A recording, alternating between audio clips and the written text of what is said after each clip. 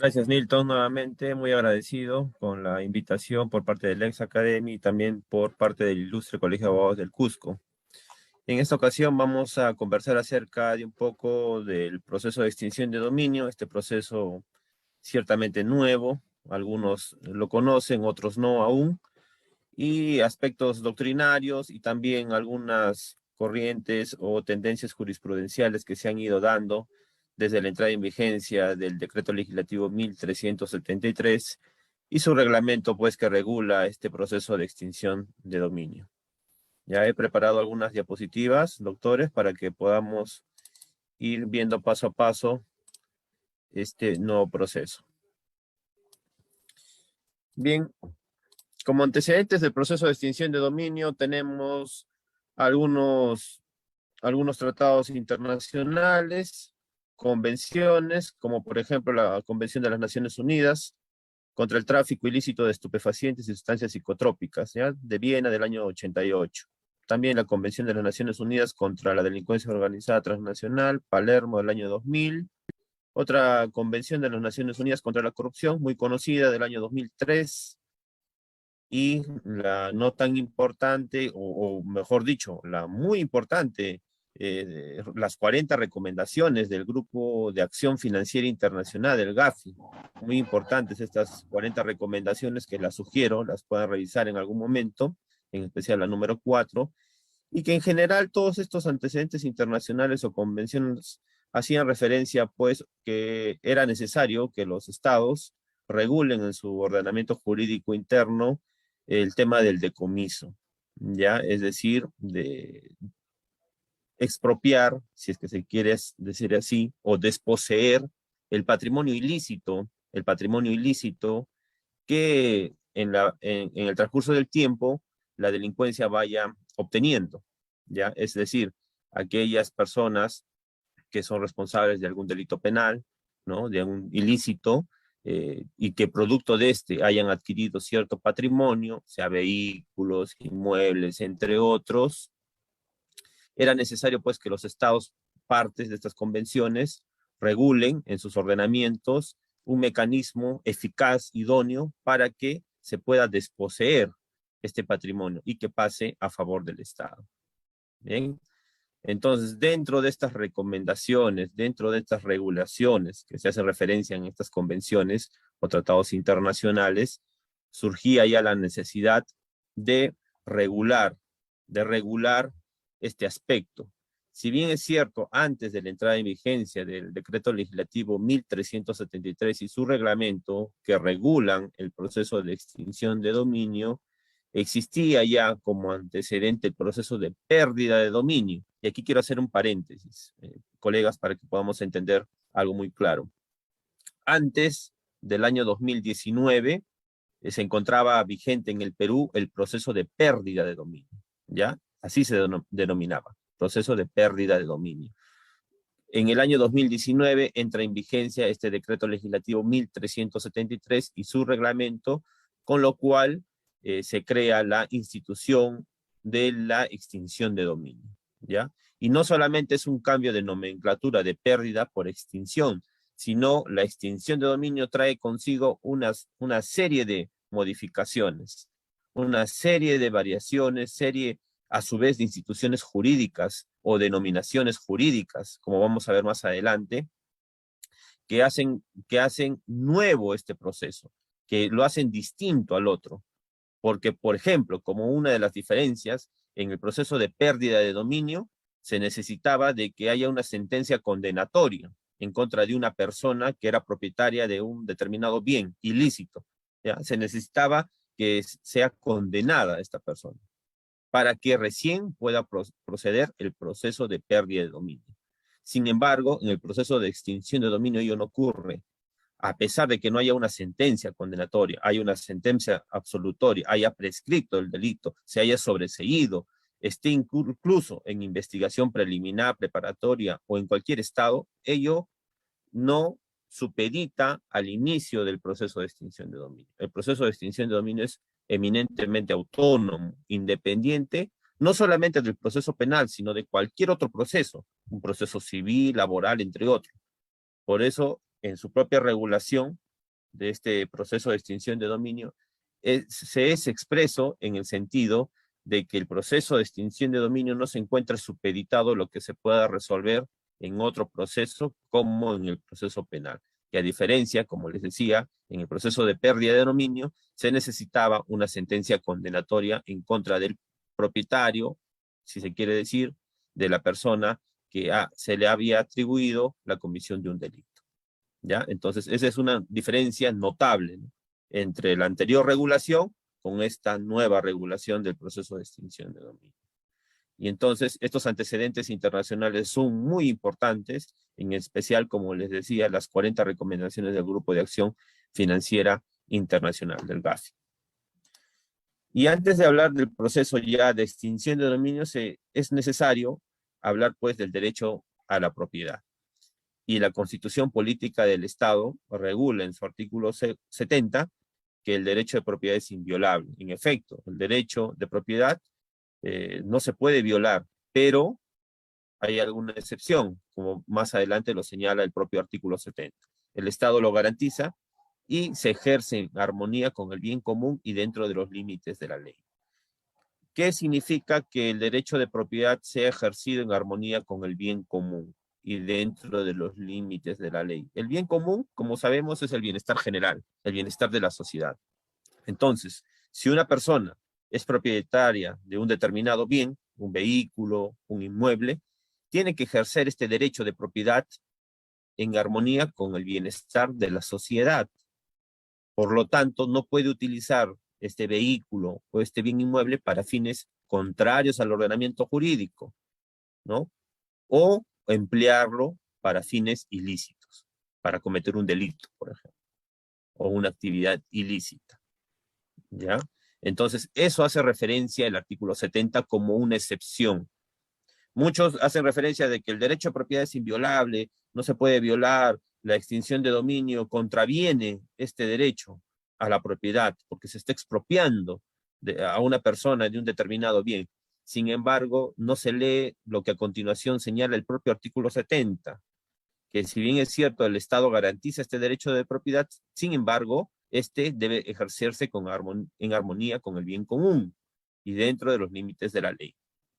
Por lo tanto, si es que no se ejerce en armonía con el bienestar general, bienestar de la sociedad y dentro de los márgenes del ordenamiento jurídico, será posible, pues, que se extinga este bien, determinado patrimonio de alguna persona que esté vinculada con alguna actividad ilícita. Y digo actividad ilícita porque, como también les voy a indicar más adelante, en el decreto legislativo 1373 y su reglamento en ninguna parte se hace referencia a delito, se hace referencia a actividades ilícitas. Y esa también es otra diferencia con la anterior regulación del proceso de pérdida de dominio. De ahí, por ejemplo, ya podemos ir viendo más o menos de que el proceso de extinción de dominio es autónomo. No se requiere una sentencia, como les decía hace un momento. No se requiere una sentencia condenatoria, no se requiere que esta sentencia sea firme, ejecutoriada, entre otros. No. El proceso de extinción de dominio es autónomo. Puede iniciarse una investigación, puede estar en etapa preliminar, preparatoria, incluso en etapa intermedia, y a la par, puede iniciarse un proceso de extinción de dominio con una indagación patrimonial. A la par, de manera independiente.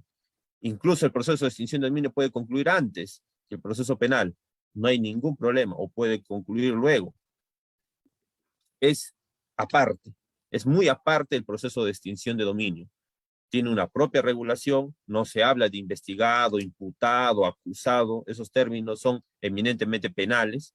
En el proceso de extinción de dominio se habla o se hace referencia al requerido, por ejemplo, aquella persona que tiene vinculación con determinado bien, es decir, aquella que tiene derechos, o en otras palabras, que es propietario de un bien.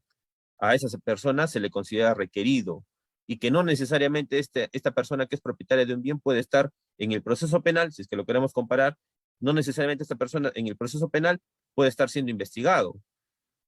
Puede ser otra persona que sea propietaria, Sin embargo, esta otra persona quizás ha alquilado su bien a esta otra persona que sí está siendo procesada por tráfico ilícito de drogas, por ejemplo, en el proceso penal, ¿no? Entonces, ahí vemos algunas diferencias muy importantes, ¿no? Y tenemos que siempre tener en cuenta esto, doctores, que el artículo 70 regula, sí, el derecho a la propiedad, pero que este derecho tiene que ejercerse en armonía con el bien común y dentro de los límites de la ley, ¿no? Si no se cumple ello, procede la extinción de dominio, ¿ya? Y que este derecho, derecho constitucional de la propiedad, no es absoluto, al igual que los demás derechos, como la libertad, etcétera. No son absolutos, son relativos. Y justamente esta relatividad viene con lo que es subrayado, que se ejerza en armonía con el bien común y dentro de los márgenes de la ley.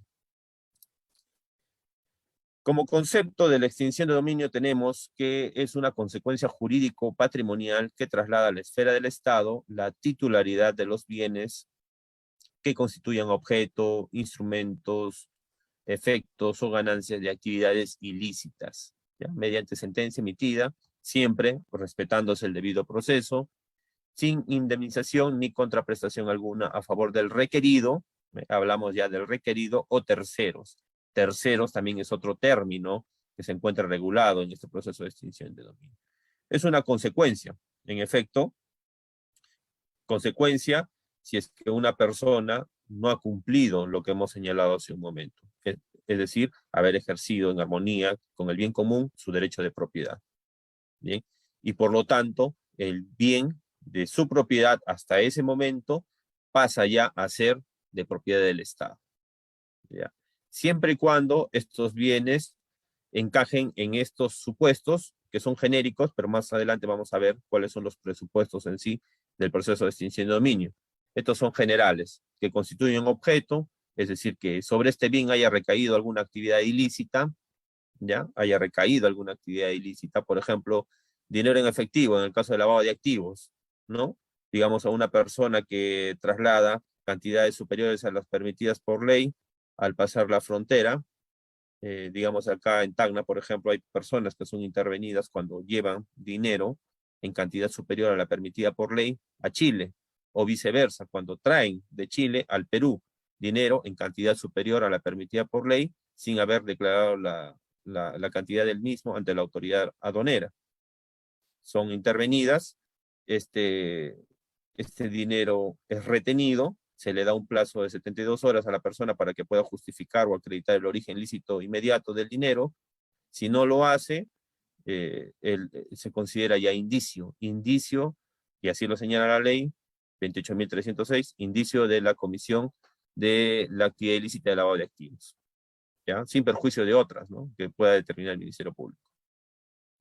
Y si presenta documentación en el plazo de 72 horas, pero la unidad de inteligencia financiera, mediante un reporte de acreditación, concluye que no se encuentra acreditado, a pesar de la documentación que se ha presentado, no se encuentra acreditado el origen lícito inmediato del dinero, también pues se consideraría un indicio de la comisión de lavado de activos, ¿no? Entonces, en ese supuesto, por ejemplo, en ese supuesto de hecho, se parte de una hipótesis de que el bien, el dinero en efectivo que se retiene a esta persona, constituiría objeto de la actividad ilícita de lavado de activos por transporte de dinero transfronterizo, ¿no? Hay una modalidad que está regulada en el artículo 3 del decreto legislativo 1106, que es el transporte, traslado, ingreso, salida de dinero o títulos valores del país. Entonces, en esa modalidad de lavado de activos, sería que este dinero, bien mueble, podría encajar como objeto de esta actividad ilícita. Es un ejemplo, ¿no?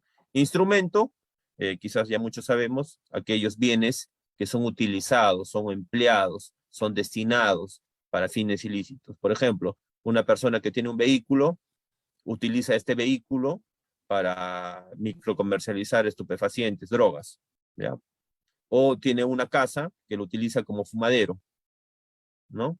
O para vender, microcomercializar también sustancias ilícitas. Entonces está dando un mal uso a este bien de su propiedad, ¿ya? Entonces está utilizando, está empleando este bien o lo está destinando para un fin ilícito, ¿ya? Entonces, por lo tanto, este bien sería instrumento.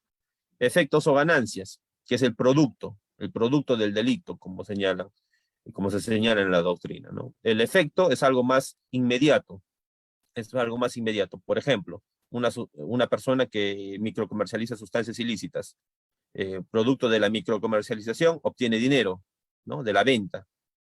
Obtiene dinero, este dinero sería el efecto, es algo inmediato. Por la venta obtiene algo, que sería el producto del delito, un efecto inmediato. Las ganancias es algo más mediato.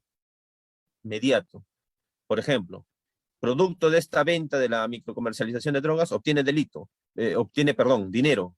Y este dinero lo utiliza para comprar, digamos, un vehículo, ¿ya? Y este vehículo a su vez quizás lo puede alquilar, producto del alquiler a su vez recibe dinero. Entonces ese dinero o ese vehículo, que ya luego que se convierte el dinero inicialmente adquirido, constituiría ya las ganancias de esta actividad ilícita, ¿no? Es algo inmediato, a diferencia del efecto que es algo más inmediato, más directo. La ganancia es algo más indirecto, ¿ya? Todo esto de actividades ilícitas. Y como les dije, al final, obviamente, el proceso de extinción de dominio, como todo proceso, debe emitirse una sentencia que debe respetar, obviamente, el debido proceso, ¿no? Y con esta sentencia se concluye el proceso de extinción de dominio y finalmente se dispone que el bien pase a favor del Estado.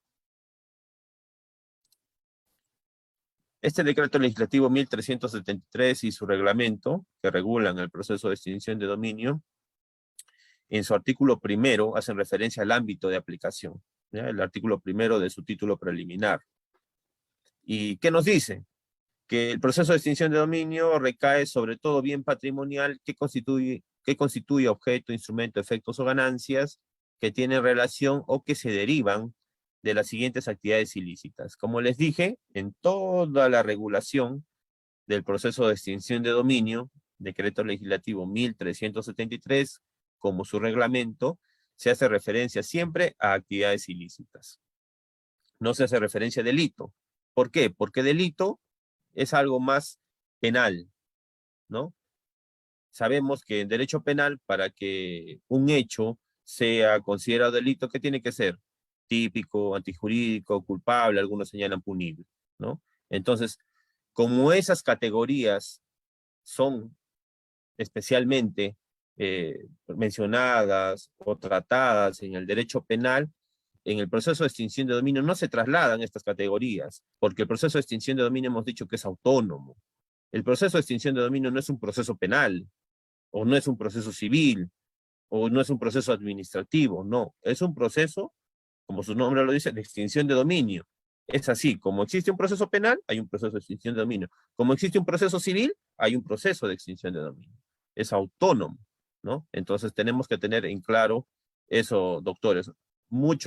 En muchos casos, las defensas señalan eso, ¿no?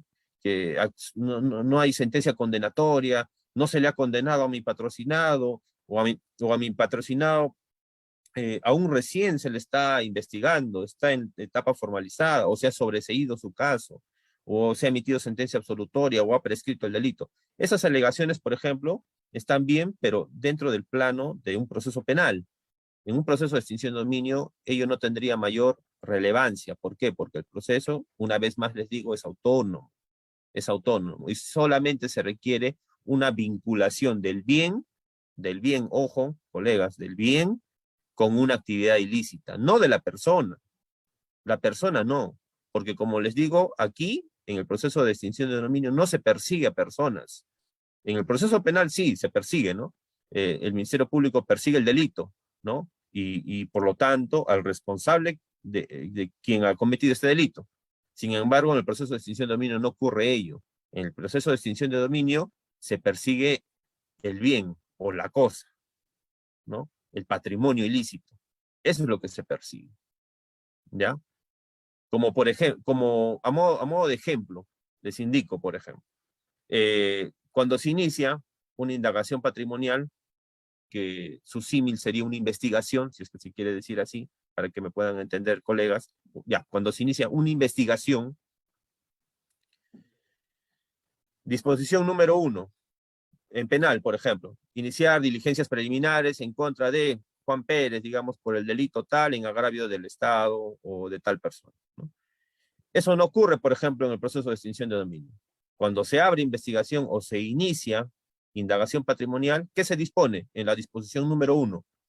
Iniciar indagación patrimonial respecto del bien tal, digamos, respecto del bien mueble, vehículo de placa de rodaje, número tal, con motor número tal, con chasis número tal, inscrito en la partida registral número tal, de la oficina registral, no sé, de Tacna, Arequipa, Puno, etcétera, cuyo requerido es la persona de Juan Pérez, identificado con DNI tal. Así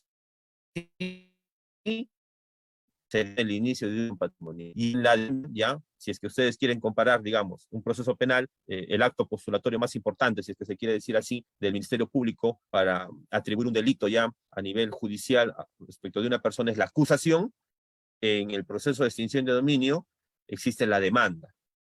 Se plantea una demanda. Interpongo demanda de extinción de dominio con la finalidad de que este bien pase a favor del Estado, bien mueble, lo mismo, bien mueble, vehículo de placa de rodaje tal, con todas sus características, como les he mencionado, que fluyen, obviamente, de su partida registral, cuyo requerido es tal persona. Entonces, más o menos para que vayan viendo las diferencias notables que existen, colegas, respecto del proceso penal con el proceso de extinción de dominio, ¿no? Entonces, el ámbito de aplicación, debemos tener en cuenta esto, que engloban estas actividades ilícitas contra la administración pública, el medio ambiente, tráfico ilícito de drogas, terrorismo, secuestro, extorsión, trata de personas, lavado de activos, contrabando, defraudación aduanera tributaria, minería ilegal. Y aquí hay un último supuesto, otras con capacidad de generar dinero, bienes, efectos o ganancias de origen ilícito o actividades vinculadas con la criminalidad organizada. ¿Ya? Este último supuesto abre pues el abanico, ¿no?, de actividades ilícitas, ¿no? Otras con capacidad. Y aquí viene el tema de la interpretación, ¿no? ¿Qué otras actividades podrían generar dinero, bienes, efectos o ganancias de origen ilícito? Podría ser una estafa, podría ser un robo agravado, un hurto agravado. Entonces habría que evaluar un marcaje. Hemos tenido casos, por ejemplo, de robo agravado, ¿no?, que lo hemos vinculado a un determinado bien y lo hemos indicado o lo hemos regulado, establecido en este último supuesto. Otras con capacidad de generar dinero, bienes, efectos o ganancias de origen ilícito. Y para ello hemos hecho referencia, por ejemplo, a la sentencia plenaria, ¿no?, de lavado de activos. Dentro de sus fundamentos hacen referencia a estas actividades ilícitas, que también, ¿no?, hace referencia al decreto legislativo 1106. Hay un último supuesto que de manera similar habla sobre otras con capacidad de generar dinero, ¿no?, efectos, ganancias. Y sobre este tema se hace referencia en esta sentencia plenaria a las actividades de despojo. Y dentro de estas actividades de despojo está pues el robo agravado contra el patrimonio, ¿no?, que puedan generar dinero, bienes, efectos o ganancias de origen ilícito. ¿Cuáles son las características del proceso de extinción de dominio? La más importante, la autonomía, que les he hecho referencia hace un momento. Es un proceso especial, también tiene su propia regulación, distinta a un proceso penal, civil, etc. Es real y de carácter patrimonial. Como les digo una vez más, doctores, el proceso de extinción de dominio persigue el bien ilícito, el patrimonio, la cosa. No persigue a las personas. No se encarga el proceso de extinción de dominio de determinar que una persona es culpable de algún delito, que es responsable por alguna actividad ilícita. No, eso no ocurre en el proceso de extinción de dominio. Simplemente se encarga el proceso de extinción de dominio de acreditar o corroborar que un bien tiene origen ilícito o ha sido destinado para fines ilícitos. ¿Ya? Eso de forma genérica. Y este supuesto lo tiene que encajar en un determinado presupuesto, que lo vamos a ver más adelante. Son varios presupuestos, son 7, ¿ya? Entonces el fiscal, al momento de iniciar la indagación patrimonial, encaja el supuesto de hecho en un determinado presupuesto y posteriormente, si es que ha recabado los elementos de convicción necesarios o los indicios concurrentes y razonables, podrá interponer una demanda de extinción de dominio ante el juez especializado de extinción de dominio. Y ahí obviamente se le correrá traslado a la parte pasiva, que vendría a ser el requerido, el propietario del bien, o aquella persona que tenga algún derecho respecto del bien para que pueda contestar la demanda, ¿ya? Y luego se realizan las audiencias respectivas, ¿no? De juicio, etc. Es de aplicación retrospectiva. Esto es muy importante, doctores, y esta también es otra diferencia, ¿no? El proceso de extinción, y por cierto, esta característica guarda relación con la imprescriptibilidad. En el proceso de extinción de dominio se señala, pues, de que no prescribe la acción, ¿ya? A diferencia del proceso de pérdida de dominio, que si mal no recuerdo señalaba que prescribía la acción de pérdida de dominio a los 20 años. Sin embargo, esto no ocurre aquí en el proceso de extinción de dominio. Es de aplicación retrospectiva. ¿Qué quiere decir eso? El proceso de extinción de dominio entró en vigencia, como les dije, en el año 2019, ¿ya? Primero se promulgó el decreto legislativo y luego su reglamento, con lo que ya entró en vigencia plena el nuevo proceso de extinción de dominio. 2019. ¿Qué quiere decir con la aplicación retrospectiva?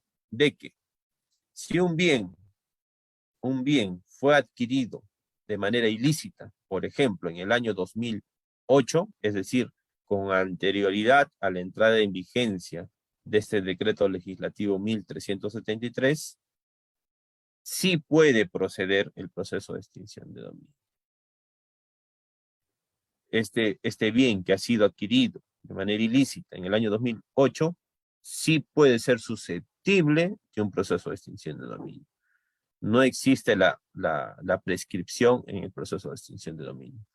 Y ustedes me preguntarán por qué se vulneraría algún derecho fundamental, y debemos partir de la siguiente idea. Y ya existe jurisprudencia al respecto, por cierto, de que obviamente se señala de que no existe ninguna transgresión de algún derecho fundamental, ¿no? Debe partirse de la idea siguiente. Si una persona ha adquirido, por ejemplo, ¿no? Esta persona que en el año 2008, digamos, ha adquirido un bien inmueble, digamos, una casa, producto del tráfico ilícito de drogas, podrá ser considerado como propietario de este bien ilícito, ilegal, producto de esta actividad criminal. Obviamente que no. No es propietario, porque para que sea propietario y para que sea reconocido por la Constitución y principalmente por el ordenamiento jurídico nacional, este bien debe haberse ejercido, o este derecho de propiedad debe haberse iniciado o haberse ejercido en armonía con el bien común. Y en el 2008 no se ejerció este derecho a la propiedad en armonía con el bien común y dentro de los límites de la ley. Por lo tanto, esta persona, que si bien es cierto, puede figurar en registros públicos como propietario, entre comillas, de este bien inmueble, de esta casa, sin embargo, para el derecho, para el proceso de extinción de dominio, no es tal. No es un propietario que ha ejercido su derecho conforme lo señala la Constitución política. Por lo tanto, el proceso de extinción de dominio sí puede proceder en este supuesto. Dicho de otra manera, el bien inmueble puede ser susceptible de un proceso de extinción de dominio. Y hemos tenido varios casos, no solamente del año 2008, incluso de años anteriores al año 2008, ¿no? Entonces, el proceso de extinción de dominio es imprescriptible, colegas. Entonces, debemos tener en cuenta eso. Es otra diferencia también muy importante a la anterior regulación que se tenía, ¿no? Del proceso de pérdida de dominio. Y aquí están los términos que son señalados pues en el decreto legislativo 1373 y su reglamento. Requerido, son términos nuevos, novedosos, ¿cierto? A diferencia de un proceso penal, civil, ¿no? Pero que debemos tenerlos en cuenta siempre, ¿no? Por ejemplo, requerido. Se señala que es toda persona natural o jurídica que figura ostentando algún derecho sobre el bien que es objeto del proceso de extinción de dominio. Ojo, colegas, dice la ley que figura ostentando algún derecho.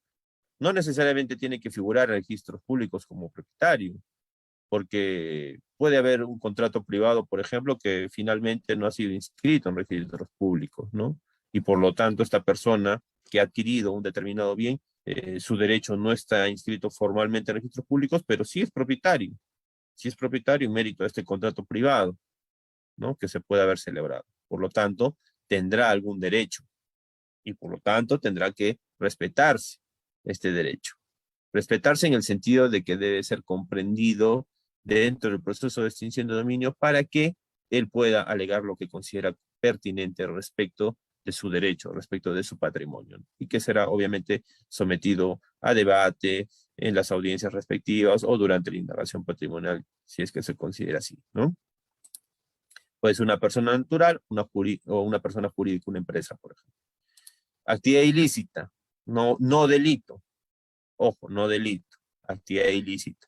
Toda acción u omisión contraria al ordenamiento jurídico relacionada al ámbito de aplicación del decreto legislativo.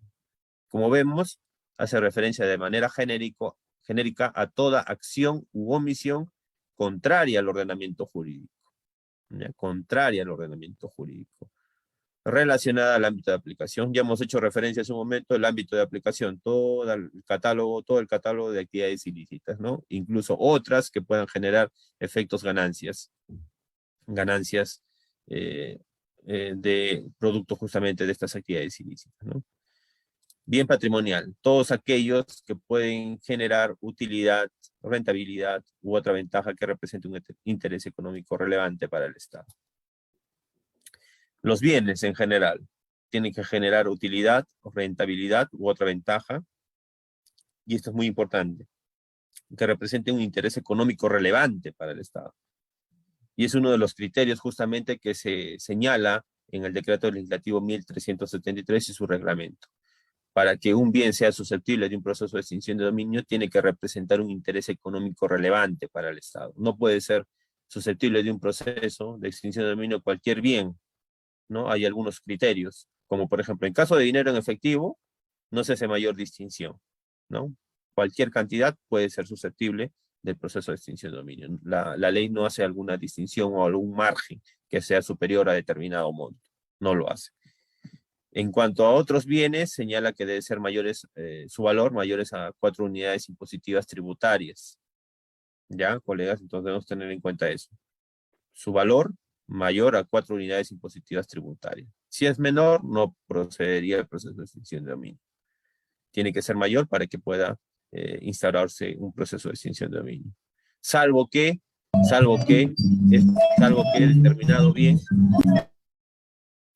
determinado bien haya sido instrumentalizado, destinado o empleado para alguna actividad ilícita. En ese supuesto, la propia ley señala de que el fiscal puede evaluar, ¿no? Puede evaluar la instauración de un proceso de extinción de dominio, ¿no? Entonces, por lo tanto, no se tomaría en cuenta este criterio de las 4 unidades impositivas tributarias para casos en los que algunos bienes hayan sido instrumentalizados o usados, utilizados para actividades ilícitas, ¿ya?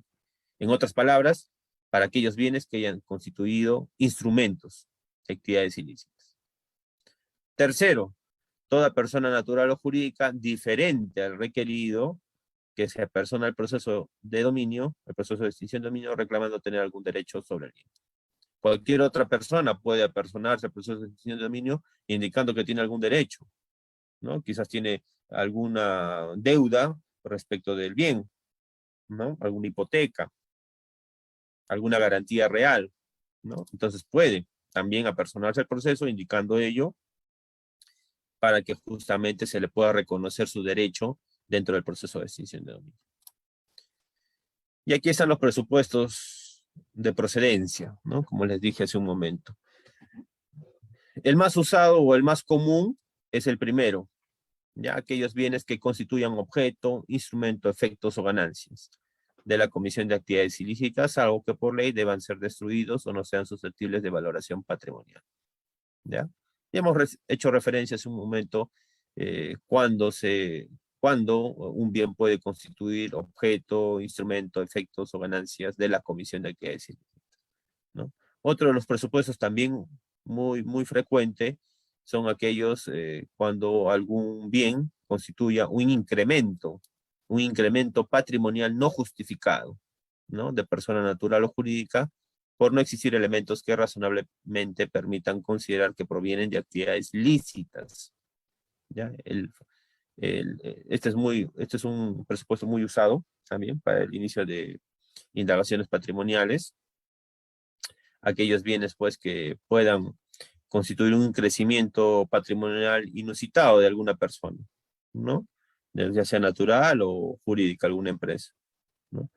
Digamos, una persona inició su patrimonio con una motocicleta, luego pasa un año, 2 años y de manera sorpresiva aparece como, o figura en registros públicos como propietario de 3 inmuebles, un hotel, embarcaciones, etcétera, ¿no? Entonces habría ahí aparentemente un crecimiento o incremento patrimonial no justificado. Y si le aunamos a ello de que esta persona no figura con un registro único de contribuyentes, es decir, no registra RUC, por lo tanto no se tiene conocimiento de un trabajo formal en el país de esta persona. Además de ello, le sumamos, digamos, que según los antecedentes policiales o el registro o reporte de investigaciones de casos o casos en el Ministerio Público, esta persona figura pues con casos de tráfico ilícito de drogas, lavado de activos anteriores a la adquisición de estos inmuebles, ¿no? Entonces, de esa manera se puede ir construyendo alguna hipótesis, ¿no? De que estos bienes posiblemente puedan constituir un incremento patrimonial no justificado, ¿no? De esta persona, ¿no? Hay una diferencia notable en cómo inició su patrimonio con una motocicleta y luego, con el paso del tiempo y de manera inusitada, ha crecido su patrimonio, ¿no? Sin justificación alguna. Y que se puede vincular este supuesto con alguna actividad ilícita en concreto, ¿no? Ojo, esta actividad ilícita, reitero una vez más, no necesariamente no tiene que existir una sentencia condenatoria u otro supuesto, no. Simplemente puede relacionarse, vincularse con una actividad ilícita en general, ¿no? Una actividad ilícita en general, que puede estar en fase preliminar, formalizada, entre otros supuestos. Bienes de procedencia lícita que han sido utilizados o destinados para ocultar, encubrir, incorporar bienes de ilícita procedencia o que se confundan, mezclen o resulten indiferenciables con bienes de origen ilícito. Básicamente este supuesto hace referencia a la mezcla de bienes, ¿no? A la mezcla de bienes.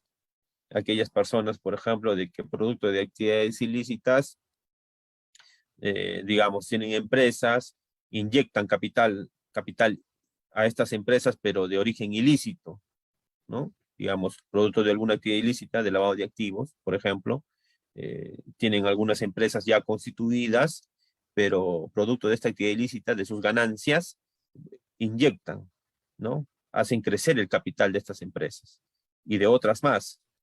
Por lo tanto, se mezcla el capital de origen lícito con el cual se inició con otro capital que fue inyectado de origen ilícito. Por lo tanto, hay una mezcla ya. Entonces podemos hablar de este supuesto. Bienes de procedencia lícita que han sido utilizados o destinados para ocultar, encubrir, incorporar bienes de ilícita procedencia o que se puedan confundir, mezclar o que resulten indiferenciables con bienes de origen ilícito. Bienes declarados en abandono o no reclamados si se tenga información suficiente respecto a que los mismos guardan relación directa o indirecta con alguna actividad ilícita. Otro supuesto, bienes que provengan de la enajenación o permuta de otros que tengan su origen directo o indirecto en actividades ilícitas, que constituyan objeto, instrumento, efectos o ganancias de las mismas. Este supuesto también es importante, que han sido afectados dentro de un proceso penal y que el origen de tales bienes, su utilización o destino ilícito no hayan sido objeto de investigación. Ojo, o habiéndolo sido, no se hubiera tomado sobre ellos una decisión definitiva por cualquier cosa. ¿Qué ocurre generalmente? A una persona, por ejemplo, por tráfico ilícito de drogas, se le interviene en su inmueble, que está microcomercializando sustancias ilícitas, se le inicia una investigación penal por tráfico ilícito de drogas, microcomercialización, digamos. Pero se descuida un poco el tema del patrimonio, es decir, del inmueble. En algunas ocasiones se incauta el inmueble, pero en otras no. Simplemente se produce la intervención, se incauta las sustancias ilícitas y otros vestigios o elementos importantes para la investigación, se le detiene a esta persona, se la procesa, se pide prisión preventiva, digamos, luego se lo acusa y se emite una sentencia, lo condena. Pero ¿y el inmueble? No se pronuncian sobre el inmueble. A veces nunca se incautó el inmueble, nunca se pidió, por lo tanto, confirmatoria de incautación, no se pidió, digamos, el decomiso del inmueble, entre otros. Entonces, si bien es cierto, hay una sentencia, hay un pronunciamiento judicial que indica o señala o establece la responsabilidad penal de determinada persona, sin embargo, no se pronuncia sobre el bien inmueble, sobre el patrimonio. Entonces, en ese supuesto, también procedería el proceso de extinción de dominio, ¿no? Bienes que han sido afectados dentro de un proceso penal, digamos que el inmueble se ha incautado, se ha pedido la confirmatoria de incautación. Sin embargo, en la acusación no se pidió el decomiso, por lo tanto, en la sentencia no hubo pronunciamiento al respecto, ¿no? Y que el origen de tales bienes, su utilización o destino ilícito no hayan sido objeto de investigación, ¿no? O habiéndolo sido incluso, no se hubiera tomado sobre ellos una decisión definitiva por cualquier causa. Quizás el fiscal se descuidó en ese aspecto y no pidió el decomiso, o pidió el decomiso, pero el órgano jurisdiccional no se pronunció sobre el decomiso, también ocurre ello, puede ocurrir, por lo tanto no hubo un pronunciamiento definitivo sobre este bien. En ese supuesto, también puede proceder el proceso de extinción de dominio.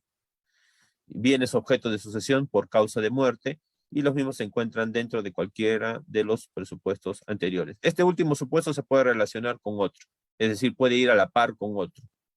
En su mayoría de veces, este último supuesto puede ir con el primero, por ejemplo, que un bien puede constituir objeto, instrumento, efecto, ganancia de alguna actividad ilícita, pero que su propietario, digamos, ha fallecido, ha fallecido. Sin embargo, este propietario tiene sucesores, ¿no? Sucesores. Entonces, aquí podría caber este último supuesto, ¿no? A su vez, con el primero, ¿no? Bienes objeto de sucesión por causa de muerte y los mismos se encuentran dentro de cualquiera de los presupuestos anteriores. Como señalé hace un momento, el proceso de extinción de dominio tiene básicamente dos etapas: la indagación patrimonial y la etapa judicial. La indagación patrimonial, que está bajo la dirección del fiscal especializado, ¿no?, en extinción de dominio. Y la etapa judicial a cargo del juez, que inicia con la admisión de demanda. La indagación patrimonial, o si le quieren llamar la investigación, ¿ya? Se evalúa la situación fáctica, jurídica y probatoria por la cual se inicia, ¿no? Con la disposición número 1, a través de la cual se da inicio a la indagación patrimonial, se tiene que, obviamente, motivar, ¿no?, la situación fáctica, jurídica. En el aspecto jurídico se hace referencia al presupuesto, respecto del cual el supuesto de hecho encajaría, y probatoria, es decir, con qué documentación o información se está abriendo indagación patrimonial, en mérito a qué información. Se tiene que indicar ello en la disposición fiscal, ¿no? La hipótesis inicial puede adecuarse a medida que avanza la indagación, como en el proceso penal, ¿no? La hipótesis fáctica puede ir variándose a la luz del principio de progresividad. De similar manera, si es que lo queremos comparar, la hipótesis inicial en indagación patrimonial también puede ir adecuarse, puede ir variando, puede ir desarrollándose a medida que avanza la indagación, ¿no? El plazo de indagación patrimonial es amplio, es de 12 meses, un año, o antes si ha cumplido su objeto, y puede ser prorrogable incluso por única vez, es decir, por 12 meses más, mediante también una decisión motivada, ¿no? En los casos que se declaren complejos, ¿no?, y hay algunos criterios para declarar la complejidad de los casos, el plazo es de 36 meses y se puede prorrogar por otros 36 meses más, ¿no? Siempre por una decisión o mediante una decisión debidamente motivada. Aquí vemos la acumulación de indagaciones. Son criterios similares al proceso penal, algunos. Procede esta acumulación, por ejemplo, cuando se trata de una misma persona, un mismo núcleo familiar, un mismo grupo empresarial o societario, una misma organización criminal, ¿no? Cuando se trata, por ejemplo, de organizaciones criminales, la competencia recae respecto de la Fiscalía de Lima Centro, ¿ya? También el propio decreto legislativo 1373 y su reglamento establece o regula la separación de la indagación patrimonial, bajo tres criterios, básicamente. Cuando hay mérito suficiente para disponer del archivo, o presentar demanda de extinción de dominio respecto de alguno de los bienes patrimoniales sometidos a la indagación patrimonial, ¿no? Por ejemplo, si se ha dado inicio a una indagación patrimonial respecto de varios bienes, sin embargo, se quiere disponer el archivo respecto de algunos y presentar demanda respecto de otros, podrá separarse la indagación, ¿no? Puede separarse la indagación respecto de los cuales se va a archivar, cuaderno aparte, y se emite la disposición de archivo respecto de ellos. Y respecto de los otros, se presenta la demanda de extinción de dominio, ¿no? También otro supuesto, cuando se decrete nulidad parcial de la actuación procesal con respecto a uno o alguno de los bienes patrimoniales, también puede separarse. Cuando uno o alguno de los bienes patrimoniales sometidos a indagación se encuentren en el exterior o pertenezca a una organización criminal. También en ese supuesto puede separarse la indagación patrimonial. Y como en todo proceso, también pueden plantearse medidas cautelares, y estas son muy importantes para garantizar o asegurar los bienes patrimoniales sometidos al proceso de extinción de dominio. Como toda medida cautelar, sabemos que son accesorias y como fin tienen evitar, ¿no? Que estos sean ocultados, vendidos, grabados, transferidos o puedan sufrir deterioro, extravío o destrucción que disminuya su valor. O incluso suspender su uso, ¿no? O destinación ilícita, la denominada reiteración delictiva, ¿no? Suspender su uso o destinación ilícita, cuando sea necesario. Y aquí tenemos las medidas cautelares que se encuentran reguladas en el proceso de extinción de dominio. La orden de inhibición, que también puede plantearse en un proceso penal, ¿no? La intervención en administración, anotación de la demanda, inmovilización de cuentas bancarias, por ejemplo, incautación de dinero en efectivo, puede ser el caso, incautación de bienes inmuebles, de vehículos, entre otros. En caso de bienes inmuebles, por ejemplo, implica la desposesión, ¿no? Pero adicionalmente, y esto les comento como ejemplo, en la práctica, ¿qué es lo que ocurre cuando se solicita, digamos, la incautación de un bien inmueble? A su vez se solicita necesariamente el allanamiento de cerraje, ¿no? Y registro domiciliario, porque el fiscal puede concurrir con la orden de incautación emitida por el juez. Sin embargo, el propietario no le puede otorgar el ingreso, por lo tanto siempre o generalmente a su vez se pide el allanamiento de cerraje y registro domiciliario para que con o sin la autorización del propietario o de la persona que esté ocupando el inmueble se pueda ingresar al mismo, ¿no? ¿Para qué? Para que finalmente se pueda incautar el inmueble, lo que trae como consecuencia que a esta persona que se encuentra ocupando el bien se la desposea del mismo, es decir, se retire del bien inmueble. El bien inmueble se lacra y pasa a administración de PRONAVI, que es el Programa Nacional de Bienes Incautados, que pertenece al Ministerio de Justicia y Derechos Humanos, ¿no? Es decir, al Estado. Pasa provisoriamente o bajo administración del Estado hasta que se defina finalmente la situación jurídica de este bien a través de una sentencia, ¿no? Una sentencia firme. La etapa judicial inicia, como hemos dicho, con la admisión de la demanda. Y aquí tenemos los requisitos de la demanda, que son similares a una demanda civil. Los hechos, obviamente tienen que estar los hechos en que se fundamenta la petición o el petitorio, la identificación, descripción y evaluación económica de los bienes objeto de demanda, de extinción de dominio, el nexo de relación entre los bienes, el presupuesto, es muy importante el presupuesto, el nombre, datos de identificación, el domicilio de las personas que pudieran tener interés en el asunto, o debe señalarse la razón que imposibilitó su localización, ofrecimiento de las pruebas e indicios concurrentes y razonables que sustentan la pretensión, y también incluso con la demanda pueden solicitarse medidas cautelares en caso que sea necesario, ¿no? Y la etapa judicial, a su vez, colegas, tiene dos fases: la audiencia inicial y la audiencia de actuación probatoria o actuación de medios probatorios. Pero eso no quiere decir que la etapa judicial necesariamente concluya con dos audiencias, es decir, en dos fechas. No, la audiencia inicial puede incluso prorrogarse a otra audiencia más o ampliarse en otra audiencia. Igual la actuación de medios probatorios, dependiendo de cada caso, ¿no? Dependiendo de cada caso en concreto, puede llevarse a cabo en una sesión, en dos sesiones, en tres o en más, quizás, ¿no? Pero en la audiencia inicial, ¿qué es lo que ocurre? Se ofrecen los medios de prueba, señalando la conducencia, utilidad y pertinencia, se resuelven excepciones, si es que la parte demandada, la parte requerida o tercero plantea alguna excepción en su contestación de demanda, puede plantearla, ¿no? O tiene que oralizarla en la audiencia inicial, se cobra traslado al Ministerio Público y se resuelve también la excepción. Y también la admisión de los medios probatorios, se resuelve también la admisión de los medios probatorios, ¿no? En otras palabras, en la audiencia inicial se sanea el proceso. Tiene que establecerse la relación jurídica procesal válida, es decir, respecto del requerido con el bien, la legitimidad del Ministerio Público, también interviene la Procuraduría por parte del Estado, la Procuraduría especializada, dependiendo de la actividad ilícita, puede concurrir la Procuraduría especializada en lavado de activos, en tráfico ilícito de drogas, entre otras, ¿no? La SUNAT, donde la SUNAT también puede concurrir, el requerido, respecto a la parte pasiva, el requerido, los terceros también pueden concurrir, ¿no?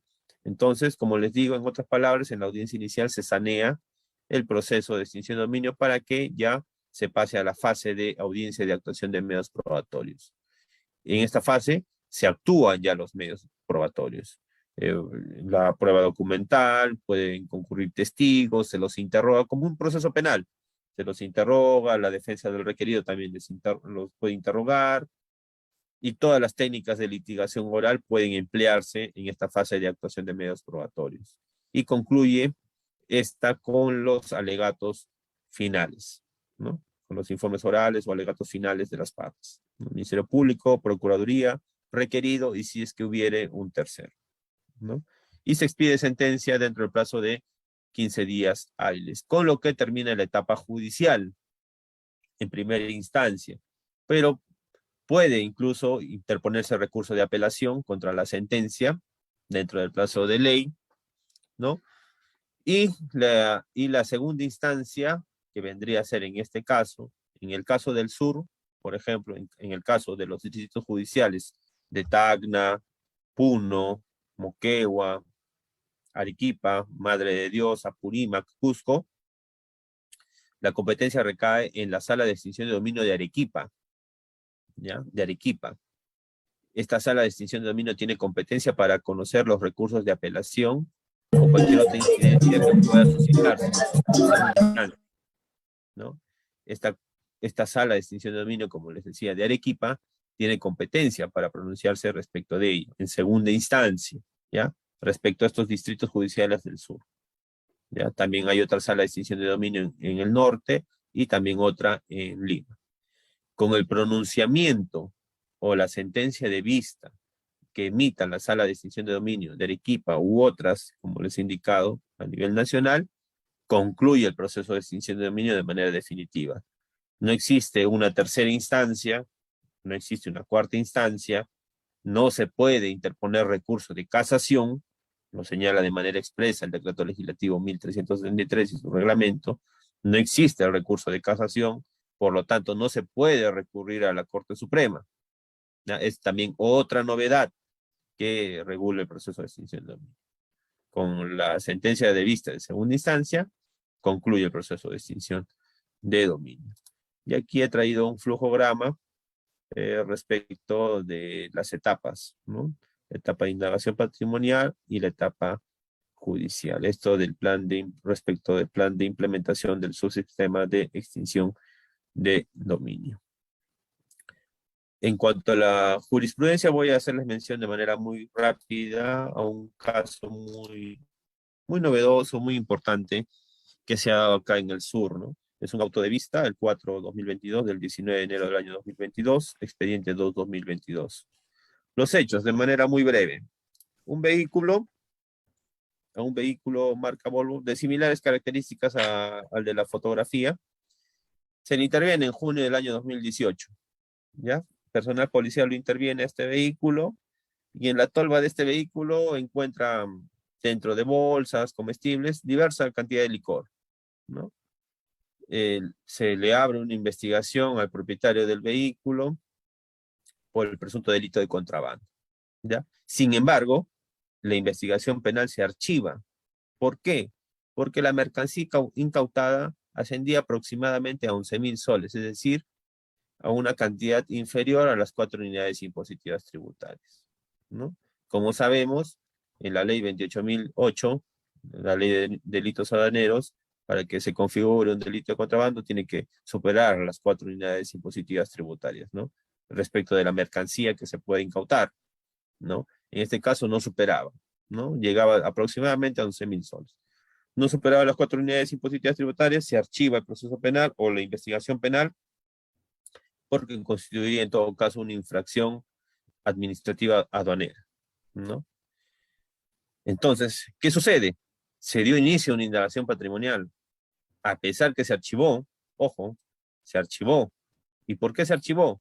Porque supuestamente no constituía delito, ¿no, colegas? Claro, no constituía delito porque no superaba las 4 unidades impositivas tributarias. Por lo tanto, no podría hablarse en este proceso penal o investigación penal de un delito. ¿Delito de qué? De contrabando. Pero, como les digo, se dio inicio a la indagación patrimonial. Se dio inicio a la indagación patrimonial y se planteó una medida cautelar de incautación. Se incautó este vehículo antes de que sea devuelto. Se lo incauta. La defensa del requerido impugna, obviamente, la decisión del juez respecto a esta medida cautelar de incautación. Y entre otros argumentos señala, pues, de que esta actividad ilícita de contrabando fue archivada en la investigación penal porque no constituye delito y por lo tanto no puede, pues, instaurarse un proceso de extinción de dominio o una indagación patrimonial de extinción de dominio, ¿no? Y la sala de extinción de dominio, en un pronunciamiento muy interesante, hace referencia, ¿no? En su artículo 1.1.2, el artículo 2 señala del decreto legislativo 1373 y hace referencia a su vez al artículo 1 del título preliminar sobre el ámbito de procedencia del proceso de extinción de dominio, que establece, pues, que los bienes tienen que estar, deben ser de procedencia ilícita o relacionados a actividades ilícitas. Como les decía y les he dicho durante toda esta conferencia, siempre se hace referencia a actividades ilícitas, no se hace referencia a delitos, porque actividades ilícitas, como hemos visto en la definición, en la diapositiva anterior, es toda acción o omisión contraria al ordenamiento jurídico, que no necesariamente tiene que constituir delito, es decir, no tiene que ser típico, jurídico, culpable, o incluso punible, no necesariamente. Se hace referencia a actividades ilícitas. Y dentro de las actividades ilícitas, como contrarias, entendidas como contrarias al ordenamiento jurídico, pueden incluso caber infracciones administrativas. Y esa es otra novedad. Esa es otra novedad que trae consigo el proceso de extinción de dominio, ¿ya? Infracciones administrativas. Y ustedes me dirán, pero ¿cómo podrá caber en un proceso de extinción de dominio infracciones administrativas? En este supuesto, por ejemplo, muy bien ha procedido el proceso de extinción de dominio y la sala, ¿no?, ha señalado lo mismo. No superaba las 4 unidades impositivas tributarias, por lo tanto no configuraba delito de contrabando en el proceso penal. ¿Pero por qué? Porque la cantidad no superaba este margen de las unidades impositivas tributarias, solamente llega a aproximadamente 11.000 soles.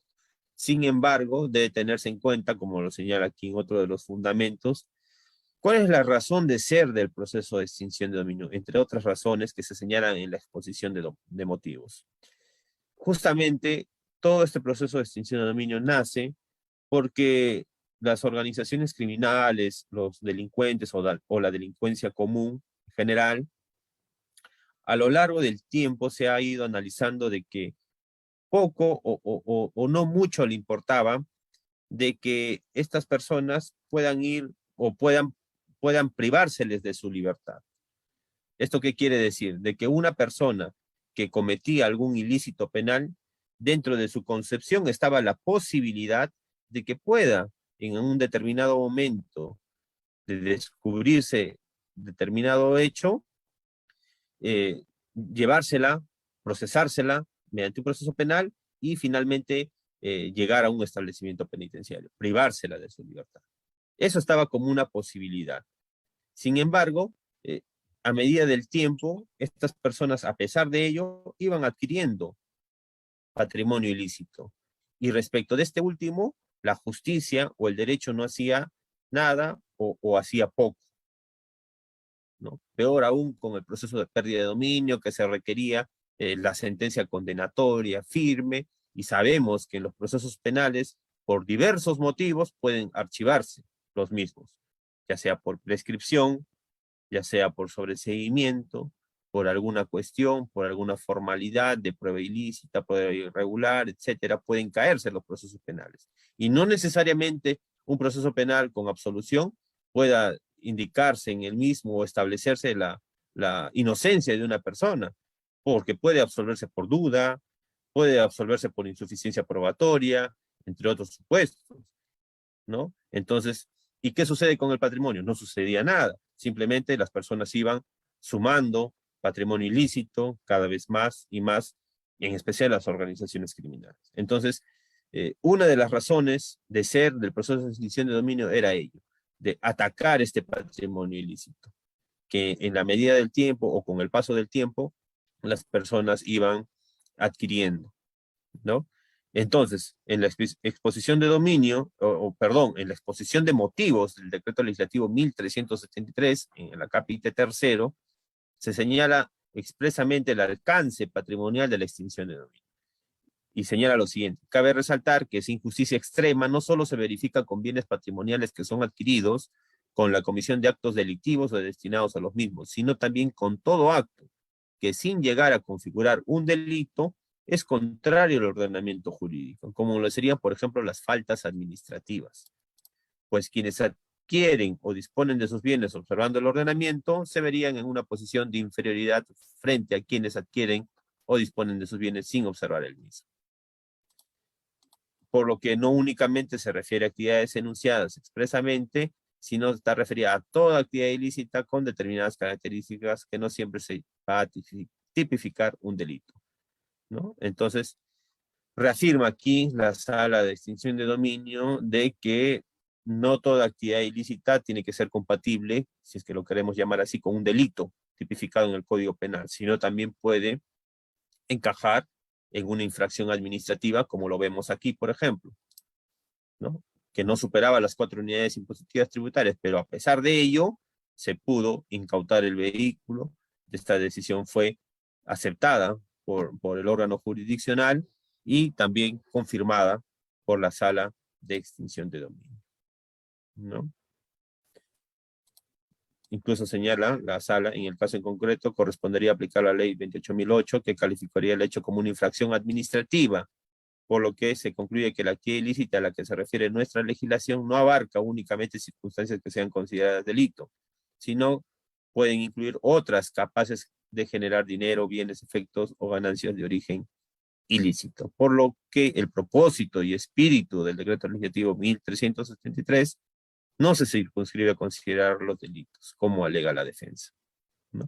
Este es un pronunciamiento muy importante que les quería hacer referencia, doctores, para que también tengamos en cuenta el ámbito o el ámbito de aplicación que es amplio del proceso de extinción de dominio. No solamente se circunscribe a las actividades ilícitas enumeradas en el artículo primero del decreto legislativo 1373, que ya lo hemos visto hace un momento, sino también incluso a infracciones administrativas, como hemos visto en este caso, que no superaba la mercancía incautada a las 4 unidades impositivas tributarias, por lo que el proceso de extinción de dominio era válido respecto del vehículo que se consideraba instrumento de esta actividad ilícita de contrabando, porque habría servido justamente para transportar esta mercancía ilícita, ¿no?